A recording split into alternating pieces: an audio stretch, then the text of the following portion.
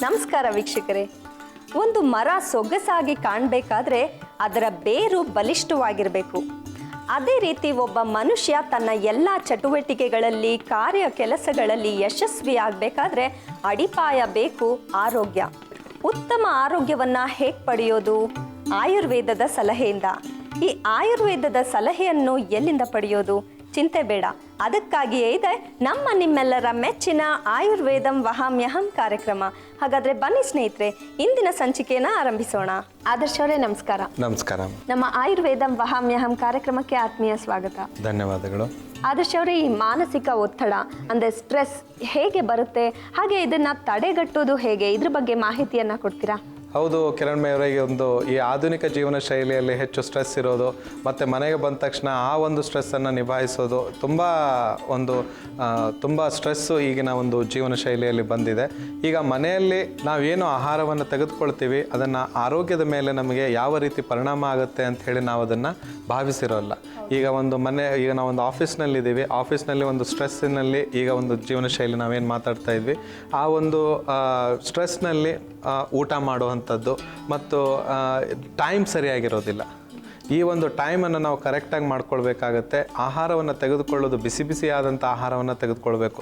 ಈಗ ನಿಮ್ಮ ಪ್ರಶ್ನೆ ಆಗಿರ್ಬೋದು, ನಾವು ಹೇಗೆ ಆಫೀಸ್ನಲ್ಲಿ ಕೆಲಸ ಮಾಡ್ತಾ ಇರುವಾಗ ಬಿಸಿಯಾದ ಆಹಾರವನ್ನು ತೆಗೆದುಕೊಂಡು ಹೋಗಬೇಕು ಅಥವಾ ಹೇಗೆ ನಾವು ಇದು ಮಾಡಬೇಕು ಅಂತ. ಈಗ ನೋಡಿ, ಈಗ ಒಂದು ಯಾವುದೇ ಆಫೀಸ್ನಲ್ಲಿ ಇದ್ರೂ ಒಂದು ಪ್ಯಾಂಟ್ರಿ ಅಂತ ಹೇಳಿರುತ್ತೆ. ಅಲ್ಲಿ ನಿಮ್ಮ ಆಹಾರವನ್ನು ಸ್ವಲ್ಪ ಬಿಸಿ ಮಾಡ್ಕೊಳ್ಳೋದು ಅಥವಾ ಆ ಥರ ಬಿಸಿ ಆಹಾರವನ್ನು ಸೇವಿಸೋದು ತುಂಬ ಉತ್ತಮವಾದ ರೀತಿಯಲ್ಲಿ ನಿಮಗೆ ಹೆಲ್ಪ್ ಮಾಡುತ್ತೆ ಮತ್ತು ಸ್ಟ್ರೆಸ್ಸನ್ನು ರಿಲೀಸ್ ಮಾಡುತ್ತೆ. ಇವತ್ತು ನಾವು 2 ಪ್ರಯೋಗಗಳನ್ನು ತೋರಿಸ್ತಾ ಇದ್ದೀವಿ. ಅದು ಕೂಡ ತುಂಬ ಉಪಯೋಗಕಾರಿಯಾಗಿದೆ ಮತ್ತು ಸ್ಟ್ರೆಸ್ಸನ್ನು ತುಂಬ ಈಸಿಯಾಗಿ ಒಂದು ರಿಲೀಫ್ ಮಾಡುವಂಥ ಪ್ರಯೋಗಗಳನ್ನು ತೋರಿಸ್ತಾ ಇದ್ದೀವಿ. ಅದನ್ನು ಧ್ಯಾನವಿಟ್ಟು ವಹಿಸಿ ನೀವು ಅದನ್ನು ತಿಳ್ಕೊಳ್ಳಿ. ಮತ್ತು ಆದಷ್ಟು ನೀವು ನೀರನ್ನು ಹೆಚ್ಚಾಗಿ ಕುಡಿಬೇಕು, ಸೇವಿಸಬೇಕು. ಇದನ್ನು ನೀವು ಕರೆಕ್ಟಾಗಿ ಮಾಡ್ತಾ ಬಂದುಬಿಟ್ರೆ ನಾನು ಹೇಳ್ತೀನಿ, ತುಂಬ ಒಳ್ಳೆಯ ಒಂದು ಉತ್ತಮವಾದಂಥ ಜೀವನ ಶೈಲಿಯನ್ನು ನೀವು ಅನುಭವಿಸ್ತೀರ. ಮತ್ತು ಅದಲ್ಲದೆ ಯಾವುದೇ ರೀತಿಯ ಸ್ಟ್ರೆಸ್ ಇದ್ರೂ, ಈಗ ಆಫೀಸ್ನಲ್ಲಿದ್ದಂಥ ಸ್ಟ್ರೆಸ್ ಆಫೀಸ್ನಲ್ಲೇ ಬಿಟ್ಬಿಡಿ. ಮನೆಗೆ ಬಂದ ತಕ್ಷಣ ಮನೆಯಲ್ಲಿ ನಿಮ್ಮ ಸಂಸಾರ, ನಿಮ್ಮ ಕುಟುಂಬ, ನಿಮ್ಮ 4 ಜನರ ಜೊತೆ ಕೂತ್ಕೊಂಡ್ಬಿಟ್ಟು ನೀವು ಮಾತಾಡಿಕೊಂಡು ನಿಮ್ಮ ಸ್ಟ್ರೆಸ್ಸನ್ನು ರಿಲೀಫ್ ಮಾಡಿ, ಯಾವುದೋ ಒಂದು ಸಂತೋಷದ ಒಂದು ವಾತಾವರಣದಲ್ಲಿ ಎಲ್ಲರೂ ಸೇರಿಕೊಂಡು ಅಥವಾ ವಾಕ್ ಮಾಡುವಂಥದ್ದು, ನಿಮ್ಮ ಸ್ಟ್ರೆಸ್ಸಿಗೆ ಅದು ಕನೆಕ್ಟಿವಿಟಿ ಇರಬಾರ್ದು. ಆ ಥರ ಒಂದು ನೀವು ರಿಲೀಫ್ ಮಾಡ್ಕೊಳ್ಬೇಕಾಗುತ್ತೆ. ಜನರು ಮನೆಗೆ ಬಂದು ಕೂಡ ಕೆಲಸ ಮಾಡ್ತಾರೆ ಆ ಥರ. ಸೊ ಅಷ್ಟು ಸ್ಟ್ರೆಸ್ ತಗೊಳ್ಳೋದು ಒಳ್ಳೇದಲ್ಲ.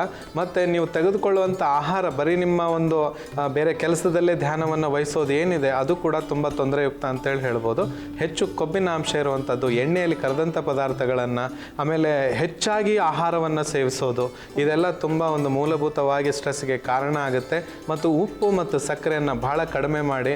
ನಿಮಗೆ ಗೊತ್ತಿರ್ಬೋದು, ಈಗ ನನ್ನ ಜೀವನದಲ್ಲಿ ಇಷ್ಟೊಂದು ಬೆಳಗ್ಗೆ ಏಳಬೇಕು, ಸಾಯಂಕಾಲವರೆಗೂ ಹೆಚ್ಚು ವರ್ಕ್ ಇರುತ್ತೆ, ಮತ್ತು ಫೀಲ್ಡ್ ವರ್ಕ್ಸ್ ಇರುತ್ತೆ, ಅಲ್ಲಿ ಹೋಗಬೇಕು ಇಲ್ಲಿ ಹೋಗಬೇಕು.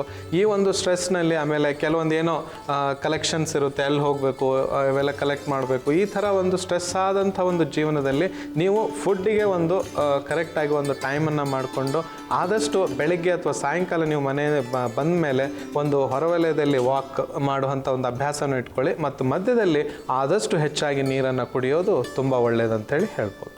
ವೀಕ್ಷಕರೇ, ಈ ಮಾನಸಿಕ ಒತ್ತಡ, ಈ ಸಮಸ್ಯೆ ಬರಲು ಕಾರಣಗಳೇನು, ಹಾಗೆ ಇದನ್ನು ನಿಯಂತ್ರಣದಲ್ಲಿಟ್ಕೊಳ್ಳಿಕ್ಕೆ ನಾವೇನೆಲ್ಲ ಕ್ರಮಗಳನ್ನ ಕೈಗೊಳ್ಳಬೇಕಾಗುತ್ತೆ, ಇದ್ರ ಬಗ್ಗೆ ಮಾಹಿತಿಯನ್ನು ಪಡ್ಕೊಂಡಿದ್ದೀವಿ. ಬನ್ನಿ ಈಗ ಈ ಮಾನಸಿಕ ಒತ್ತಡಕ್ಕೆ ಯಾವ ರೀತಿ ಮನೆಯಲ್ಲೇ ಸುಲಭವಾಗಿ 1-2 ಮನೆ ಔಷಧಗಳನ್ನ ತಯಾರಿಸ್ಬೋದು ಅನ್ನೋದನ್ನ ನೋಡೋಣ. ಬನ್ನಿ ವೀಕ್ಷಕರೇ, ಈ ಸ್ಟ್ರೆಸ್ ಅಂದರೆ ಮಾನಸಿಕ ಒತ್ತಡಕ್ಕೆ ಇವತ್ತು ನಾವು ಒಂದು ಪ್ರಯೋಗವನ್ನು ಮಾಡಿ ತೋರಿಸ್ತಾ ಇದ್ದೀವಿ. ಅದಕ್ಕೆ ಬೇಕಾಗಿರುವಂಥ ಸಾಮಗ್ರಿಗಳು ಏನಂತ ಹೇಳಿ ನೋಟ್ ಮಾಡ್ಕೊಳ್ಳಿ. ಸಕ್ಕರೆ, ಕೋಲ್ಡ್ ವಾಟರ್, ಉಪ್ಪು, ಪುದೀನ ಹಾಗೂ ಸಬ್ಜ ಬೀಜ. ಈ ಕೋಲ್ಡ್ ವಾಟರ್, ತಂಪಾದ ನೀರು, ಇದಕ್ಕೆ ಬಹಳ ಮುಖ್ಯವಾದಂಥ ಒಂದು ಪಾತ್ರವನ್ನು ವಹಿಸುತ್ತೆ. ಅದು ಹೇಗೆ ಯಾಕೆ ಅನ್ನೋದನ್ನು ತಿಳಿಸ್ಕೊಡ್ತೀನಿ. ಮಾಡೋದಂತೂ ತುಂಬ ಸುಲಭ. ಮೊದಲಿಗೆ ನಾವು ಪುದೀನ ಮತ್ತು ಸಕ್ಕರೆ ಹಾಗೂ ಉಪ್ಪನ್ನು ಕುಟಾಣಿಯಲ್ಲಿ ಕುಟ್ಕೊಳ್ಬೇಕು.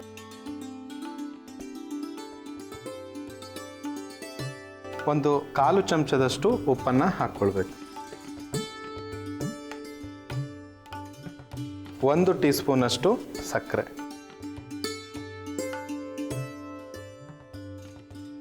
5ರಿಂದ 6 ಪುದೀನ ಎಲೆಗಳನ್ನು ಹಾಕ್ಕೊಳ್ಬೇಕು. ಈಗ ಇದನ್ನು ಚೆನ್ನಾಗಿ ಪೇಸ್ಟ್ ಮಾಡ್ಕೊಳ್ಬೇಕು. ಇದರಲ್ಲಿ ಸಕ್ಕರೆ ಮತ್ತು ಉಪ್ಪನ್ನು ನಾವು ಹಾಕಿದ್ದೀವಿ. ಈಗ ಈ ಬ್ಲಡ್ ಪ್ರೆಷರ್ ಇರೋರಿಗೆ, ಹೈ ಬ್ಲಡ್ ಪ್ರೆಷರ್ ಇರೋರಿಗೆ ಸ್ವಲ್ಪ ಉಪ್ಪಿನ ಅಂಶವನ್ನು ಕಡಿಮೆ ಹಾಕ್ಕೊಳ್ಬೋದು. ಒಂದು ಸ್ವಲ್ಪ ಚಿಟಿಕೆಯಷ್ಟು ಉಪ್ಪಾದ್ರೆ ಚಿಟಿಕೆಯಷ್ಟು ಉಪ್ಪಾದರೆ ಸಾಕು. ಇದರಿಂದ ಕೆಲವು ಸ್ಟ್ರೆಸ್ ಯಾಕೆ ಆಗುತ್ತೆ ಅಂತಂದರೆ, ನಾನು ನನ್ನ ಸಂಚಿಕೆಯಲ್ಲಿ ಇವತ್ತಿನ ಸಂಚಿಕೆಯಲ್ಲಿ ಹೇಳಿದ್ದೀನಿ ಹೇಗೆ ಅಂತ ಹೇಳಿ. ಯಾಕಂತಂದರೆ ಈಗ ನಾವು ಯಾವುದೇ ಆಹಾರವನ್ನು ಸೇವಿಸಿದಾಗ, ನಾವು ಕೆಲಸ ಕಾರ್ಯಗಳಲ್ಲಿ ನಿರತರಾದಾಗ ಡೈಜೆಷನ್ ಆಗೋದಿಲ್ಲ. ಅದು ಒಂದು ಮುಖ್ಯವಾದಂಥ ಕಾರಣ. ಮತ್ತು ಒಬೆಸಿಟಿ ಇರೋದ್ರಿಂದ ಹೆಚ್ಚು ಒಂದು ಸ್ಟ್ರೆಸ್ಸು ಜಾಸ್ತಿ ಇರುತ್ತೆ ನಿಮಗೆ. ಮತ್ತು ತಲೆಭಾರ ಆಗುವಂಥದ್ದು, ಆಮೇಲೆ ಗಿಡಿನೆಸ್ ಬರುವಂಥದ್ದು, ಮಲಗಬೇಕು, ಸುಸ್ತಾಗ್ತಾ ಇದೆ. ಈ ಸಮಯದಲ್ಲಿ ಇಂಥ ಒಂದು ಪೇಯವನ್ನು ನೀವು ಮಾಡಿಕೊಡಿದ್ರೆ ತುಂಬ ಉಪಯೋಗ ಅಂತ ಹೇಳ್ಬೋದು. ತುಂಬ ಉತ್ತಮವಾದಂಥ ಒಂದು ರಿಸಲ್ಟ್ಸನ್ನು ಇದು ತಂದುಕೊಡುತ್ತೆ.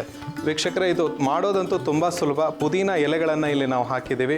ಪುದೀನ ಎಲೆಗಳು ನಮ್ಮನ್ನು ಶಕ್ತವಾಗಿ ಮಾಡ್ತವೆ. ಏನು ಅಂತಂದರೆ, ಈಗ ನಾವು ಇದನ್ನು ಸೇವಿಸಿದ ನಂತರ ನಮ್ಮ ಡೈಜೆಷನ್ ಏನಿದೆ, ಅಂದರೆ ಜೀರ್ಣಶಕ್ತಿ ಏನಿದೆ, ಅದು ಹೆಚ್ಚಾಗುತ್ತೆ.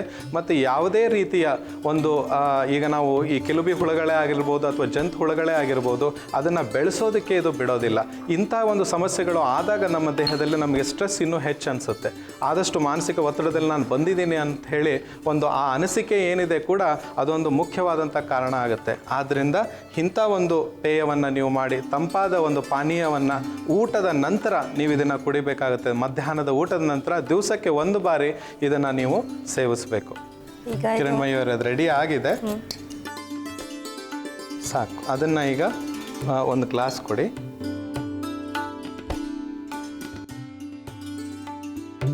ಈಗ ನಾವು ಈ ಮಾಡಿದಂಥ ಮಿಶ್ರಣವನ್ನು ಒಂದು ಗ್ಲಾಸಿಗೆ ಹಾಕ್ಕೊಳ್ಬೇಕು. ಇದನ್ನು ಹಾಕ್ಕೊಂಡ ಮೇಲೆ ಇದಕ್ಕೆ ಐಸ್ ಕೋಲ್ಡ್ ವಾಟರ್ ಅಂತ ಹೇಳ್ತೀವಿ ನಾವು, ತಂಪಾದ ನೀರನ್ನು ಇದಕ್ಕೆ ಹಾಕಬೇಕು. ಹಾಕಿ ಇದಕ್ಕೆ 1 ಟೀ ಸ್ಪೂನಷ್ಟು ಸಬ್ಜ ಬೀಜವನ್ನು ಹಾಕ್ಕೊಳ್ಬೇಕು.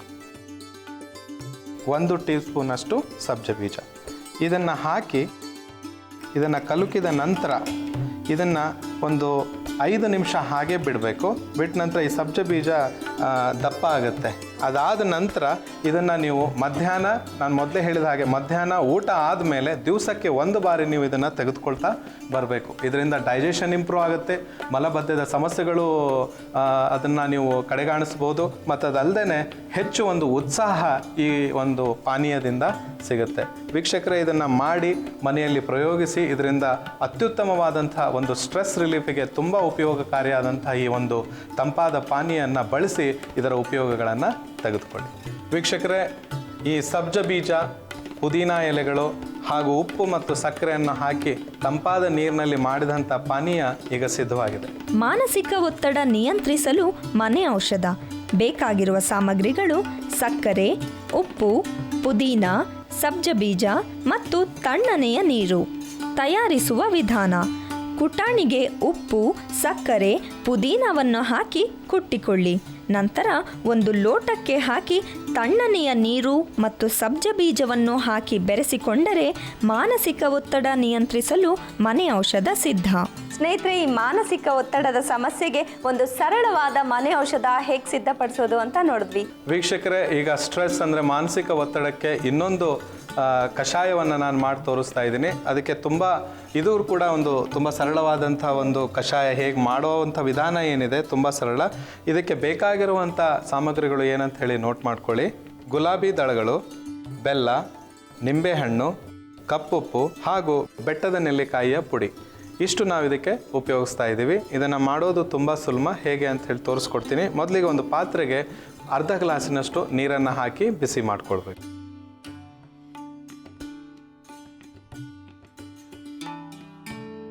ಇದಕ್ಕೆ ಮೊದಲನೇದಾಗಿ ಕಪ್ಪುಪ್ಪನ್ನು ಹಾಕ್ಕೊಳ್ಬೇಕು. ಕಪ್ಪುಪ್ಪು ಒಂದು ಚಿಟಿಕೆ ಅಥವಾ ಒಂದು 1/4 ಚಮಚದಷ್ಟು ಹಾಕ್ಕೊಳ್ಬೋದು. ಇದಕ್ಕೆ ಬೆಟ್ಟದ ನೆಲ್ಲಿಕಾಯಿ ಪುಡಿಯನ್ನು ಒಂದು ಚಿಟಿಕೆಯಷ್ಟು ಹಾಕ್ಕೊಳ್ಬೇಕು. ಹಾಕಿ ಇದನ್ನು ಚೆನ್ನಾಗಿ ಮಿಕ್ಸ್ ಮಾಡಿಕೊಳ್ಬೇಕು. ಮುಖ್ಯವಾಗಿ ಸ್ಟ್ರೆಸ್ಸನ್ನು ನಾವು ರಿಲೀವ್ ಮಾಡುವಾಗ ನಮ್ಮ ಯಾವುದೇ ಔಷಧಿಗಳನ್ನು ನಾವು ಮಾಡಿದರೆ ಅದು ಜೀರ್ಣಕ್ಕೆ ಪ್ರಾಮುಖ್ಯತೆಯನ್ನು ಕೊಡಬೇಕು. ಜೀರ್ಣ ಯಾವಾಗ ನಮ್ಮ ದೇಹದಲ್ಲಿ ಒಂದು ಡೈಜೆಷನ್ ಅಂತ ನಾವೇನು ಹೇಳ್ತೀವೋ ಅದು ಚೆನ್ನಾಗಿ ಆಯಿತು ಅಂತಂದರೆ ಯಾವುದೇ ರೀತಿಯ ಒಂದು ಸ್ಟ್ರೆಸ್ಸನ್ನು ರಿಲೀಫ್ ಬಹಳ ಸರಳವಾಗಿ ನಾವು ಪಡ್ಕೊಳ್ಬಹುದು. ಆದ್ದರಿಂದ ಇಲ್ಲಿ ನಾವು ಇವತ್ತು ಗುಲಾಬಿ ದಳಗಳನ್ನು ಯೂಸ್ ಮಾಡ್ತಾ ಇದ್ದೀವಿ. ಗುಲಾಬಿ ದಳಗಳಲ್ಲಿ ಆ ಒಂದು ಶಕ್ತಿ ಇದೆ, ಒಂದು ಉತ್ಸಾಹ ತರುವಂಥ ಒಂದು ಶಕ್ತಿ ಇದೆ. ಈಗ ನಾವು ಇದರಿಂದ ಗುಲ್ಕಂದ್ ಅಂತ ಹೇಳಿ ಮಾಡ್ತೀವಿ. ಆ ಗುಲ್ಕಂದ್ ಕೂಡ ಇವತ್ತು ನಿಮಗೆ ಗುಲಾಬಿ ದಳಗಳನ್ನು ನಾನು ಮಾಡಿ ತೋರಿಸ್ತಾ ಇದ್ದೀನಿ. ಗುಲಾಬಿ ದಳಗಳು ಇಲ್ಲ ಅಂತಂದರೆ 1 ಟೀ ಸ್ಪೂನ್ ಅಷ್ಟು ನೀವು ಗುಲ್ಕಂದನ್ನು ಕೂಡ ಯೂಸ್ ಮಾಡ್ಬೋದು.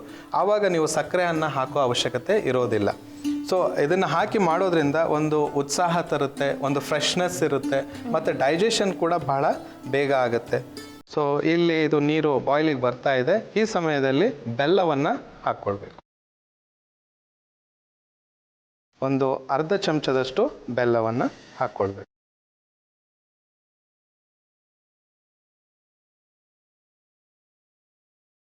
ಬೆಲ್ಲ ಕರಗಿದ ನಂತರ ಇದಕ್ಕೆ 1 ಗುಲಾಬಿ ಹೂವಿನ ಚಿಕ್ಕ ಗುಲಾಬಿ ಹೂವಿನ ದಳಗಳನ್ನು, ಕೆಂಪು ಗುಲಾಬಿ ಹೂಗಳನ್ನು ಹಾಕ್ಕೊಳ್ಬೇಕು.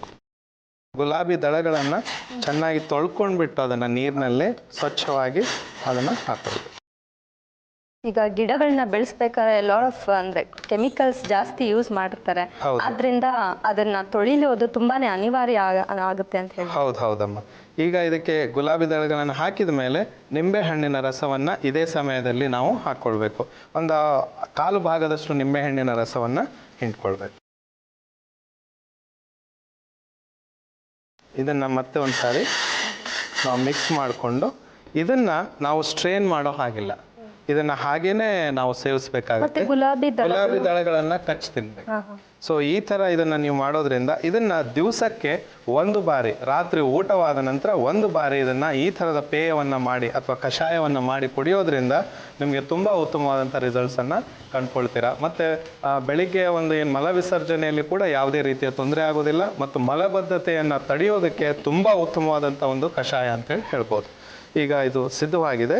ಇದನ್ನು ಒಂದು ಗ್ಲಾಸಿಗೆ ಹಾಕ್ಕೊಳ್ಳೋಣ.